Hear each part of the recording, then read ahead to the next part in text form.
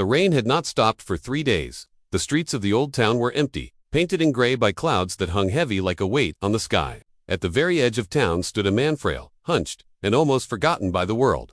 His name was Elias. Elias lived in a small wooden cabin that looked like it had been built a century ago. Paint peeled from its walls, the roof sagged, and the windows rattled every time the wind howled. He had lived there for years, long after his children had moved away, long after his wife had passed. His days were quiet, marked by the ticking of an old clock and the occasional creak of his rocking chair.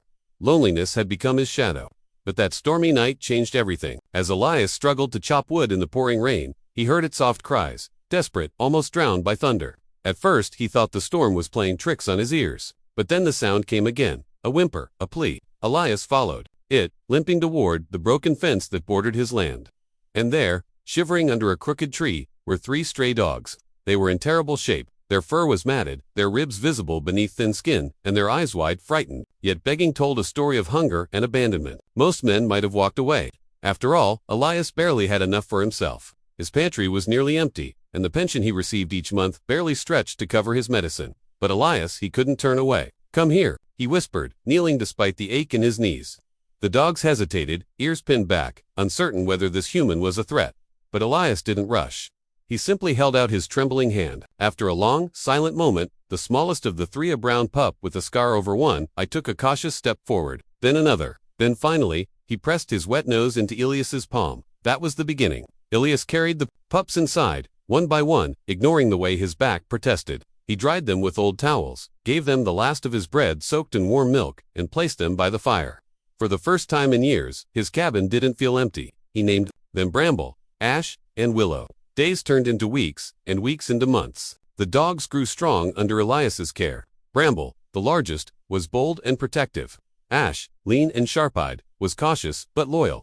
Willow, the smallest, never left Elias's side, curling up against him every night like a child refusing to let go. The bond they shared was unspoken yet unbreakable. Elias talked to them as though they understood every word, telling them stories of his youth, of the days when he was not old and bent, but strong and full of dreams. And though they could not answer, their eyes told him they were listening. What Elias didn't know was that this act of kindness, this decision to save 3 forgotten lives, would one day come back to him in ways he could never have imagined. Years passed. The seasons cycled through storms and sunshine, through snow and bloom. Elias grew weaker. His hair thinned, his hands shook, and sometimes he forgot where he left his spectacles. But the dogs remained by his side, guardians of a man who had once been their savior. Then came the day everything changed. It was late autumn. The trees had shed their leaves, and the air carried the chill of oncoming winter. Elias had gone into town to collect medicine. The streets were crowded, more than usual, because of a fair in the square. Noise and laughter filled the air, but Elias felt none of it. He only wanted to get home before the cold worsened his cough. But as he crossed a narrow alley, a shadow emerged. "Old man," a voice sneered. Elias froze. 2 men stepped forward, their faces rough, their eyes dark with intent. They weren't strangers. He had seen them around town before. Men known for trouble, men who lived by taking from those weaker than themselves. "What's in the bag?" One of them demanded, pointing to the small parcel Elias clutched. "It's medicine," Elias stammered, his voice shaking. "Medicine. Money makes no difference. Hand it over." Elias tried to reason, tried to plead, but his words were drowned by their laughter. One man shoved him hard against the wall. His frail body crumpled. His head spun. The world blurred. For a moment, Elias thought this was how it would end, alone in an alley, robbed of the little he had left. But then, a sound pierced the chaos. A growl, deep, low, dangerous. The men turned, and there, at the mouth of the alley, stood Bramble, Ash, and Willow. Their fur bristled, their eyes blazing, their teeth bared in a silent promise. The same dogs Elias had saved years ago. Great, let's continue the story with part 2, 950 words. This section will build suspense, deepen the emotional connection, and reveal how the 3 dogs stepped in when Elias needed them most. The men in the alley froze. Their mocking grins slipped into unease as 3 shadows advanced, slow and deliberate. Bramble, the largest, moved first, his massive frame blocking the exit like a wall of muscle and fury. Ash prowled, low eyes locked on the intruders, every step calculated, his growl steady as thunder rolling in the distance. And Willow, gentle Willow, stood closest to Elias, her lips curled back in a snarl that shocked even herself. The thieves exchanged a glance. One tried to laugh it off, but the sound cracked under his breath. "They're just dogs," he muttered, but these were not just dogs. They were guardians forged in loyalty, sharpened by hunger and emboldened by love for the man who had once chosen to save them. Elias, groaning on the cold pavement, tried to lift his hand. "No," he whispered hoarsely, "don't hurt them." His voice carried desperation, but the dogs did not retreat. They held their ground, every muscle taut, waiting for the wrong move. The taller thief lunged forward, reaching for Elias's bag. He didn't get far. Bramble charged, teeth snapping inches from his hand. The man stumbled backward, cursing, his bravado faltering. Ash circled behind him, cutting off escape, while Willow pressed closer to Elias, shielding him with her small but determined body. It was chaos yet, a kind of order lived within it. The thieves realized too late that they were outnumbered, not by humans, but by something far more dangerous, devotion that knew no fear. "Forget it," one hissed, backing away, his hand trembling. "They'll tear us apart." The other scowled, still unwilling to give up. But when Bramble's growl rose to a roar, echoing through the alley like a beast unleashed, courage drained from his face. Together, the men fled into the night, their footsteps scattering like rats into darkness. Silence fell, broken only by Ilias's ragged breathing. For a long moment, he could not move. He sat against the wall, heart pounding, staring at the three animals standing guard over him. Then, slowly, he reached out, his wrinkled hands trembling. "My brave ones," he whispered, his voice cracked, not from weakness, but from awe. The dogs pressed close, licking his hands, nudging his shoulders, as though checking every bone and breath. To them, Elias was not simply a master, he was family, and tonight, they had proved it. When Elias finally returned home, leaning heavily on his cane, the weight of the night followed him. He set his medicine on the table, lit the fire, and sank into his chair. The dogs curled around him, their bodies forming a circle of warmth and protection. Sleep came in fragments. Images of the alley returned again and again, rough hands, cruel laughter, and then, the sight of his companions rising like a storm to defend him. By morning, the story had already begun to spread through town. "Did you hear about the old man?" Shopkeepers whispered. "They say 3 wild dogs chased off thieves who tried to rob him." Wild dogs, they called them, but to Elias, they were heroes. Yet life has a way of testing loyalty more than once. Months passed. Winter arrived, harsh and unforgiving. Snow buried the streets, and the cold gnawed at Ilias's bones. He grew weaker, coughing more often, sometimes too exhausted to leave his bed. But the dogs adapted. Bramble learned to drag small bundles of firewood from the shed. Ash would run into town, barking outside the baker's shop until someone tossed scraps his way. Willow rarely left Ilias's side, her head resting on his chest when his breathing grew shallow, her eyes glistening with worry. One night, when the storm outside was at its fiercest, Elias collapsed. He had been trying to stoke the fire, but his legs gave way. The crack of his fall echoed in the cabin, followed by silence. The dogs rushed to him. Bramble pawed at his chest. Willow whined desperately. Ash paced, frantic, as if searching for a solution. And then, as though guided by some unspoken instinct, Ash bolted out into the snow. He ran through the storm, weaving between drifts, ignoring the bite of ice against his paws. He knew where to go. The town doctor lived on the far edge of the square, a man Elias had visited many times before. Ash barked wildly outside his door, scratching, refusing to leave. The doctor, annoyed at first, stepped outside, but when Ash seized his coat and tugged with desperate urgency, the truth became clear. Something was wrong. The doctor followed, trudging through the blizzard, guided by the frantic dog. When he reached Elias's cabin, the sight nearly broke him. The old man sprawled on the floor, 2 loyal dogs guarding him, their eyes pleading for help. The doctor worked quickly. He lifted Elias to the bed, checked his pulse, and mixed a tonic from the medicine he had carried. Bramble stood rigid, watching his every move, while Willow whimpered softly, her head pressed against Ilias's hand. Hours passed. The fire roared back to life. The storm outside raged, but inside, hope returned. Elias stirred, his eyes opening weakly. "You," he whispered to the doctor, voice barely audible. "How did you know?" The doctor smiled faintly, glancing at Ash, whose fur was still wet from the snow. "Let's just say your friends insisted I come." That night, Elias realized something profound. Years ago, he had saved 3 starving creatures, offering them warmth when no one else would.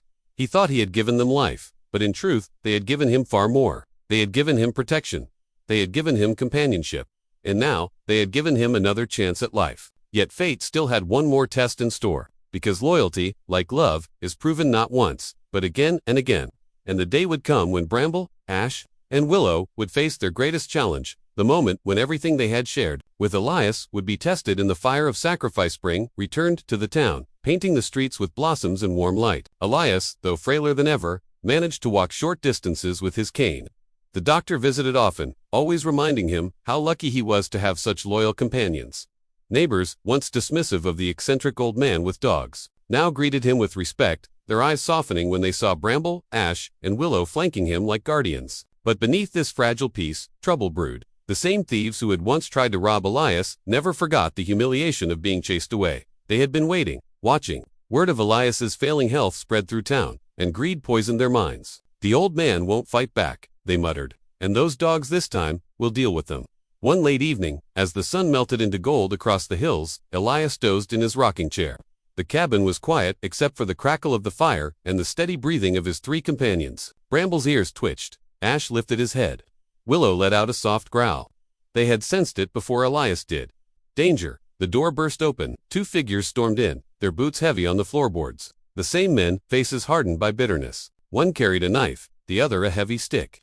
Elias jolted awake, clutching his chest. "What do you want?" he rasped. "You know what?" One spat. "Whatever money you've got hidden, whatever valuables. We're not leaving empty-handed this time." Before Elias could answer, Bramble lunged, teeth bared, forcing the intruders back. Ash darted to the side, cutting off escape, while Willow positioned herself in front of Elias, trembling but unyielding. The cabin erupted in chaos. The thieves swung wildly, striking at the dogs. Bramble took the blow, a yelp escaping his throat, but he didn't falter. Ash darted in, biting at their boots, forcing them to stumble. Willow barked fiercely, refusing to move aside even when the stick came down dangerously close to her. "Call them off," one shouted, panic breaking through his anger. But Elias, weak as he was, only whispered, "They are not mine to command. They are mine to love." The fight raged on. Bramble's strength, Ash's cunning, Willow's courage. They fought not as animals, but as soldiers defending their king. Every blow they took was a shield for Elias. Every growl was a vow. You will not touch him. At last, the intruders fled, battered and terrified, retreating into the night as Bramble and Ash pursued them to the edge of the property. But the victory came at a cost. When Elias turned, his heart froze. Willow lay on the floor, her small body trembling. She had shielded him from a strike meant for his chest. Blood stained her fur. Her eyes fluttered weakly as Elias dropped to his knees. "No, my little one, no." His hands shook as he pressed them against the wound, desperate, helpless. Bramble and Ash rushed back inside, their sides heaving, their eyes wide with fear as they circled Willow. The fire crackled, casting shadows across the room. But all Elias saw was the fragile life slipping from the dog who had never left his side. The doctor was summoned once again, but this time his face told the truth before his words did. "She fought bravely," he murmured, kneeling beside Elias, "but the injury is grave." Elias bowed his head. He stroked Willow's fur, whispering, "Every memory, every thank you, every word of love," he had never spoken aloud. Her breathing slowed, and then, in the quiet of that spring night, Willow closed her eyes for the last time. Days turned into weeks.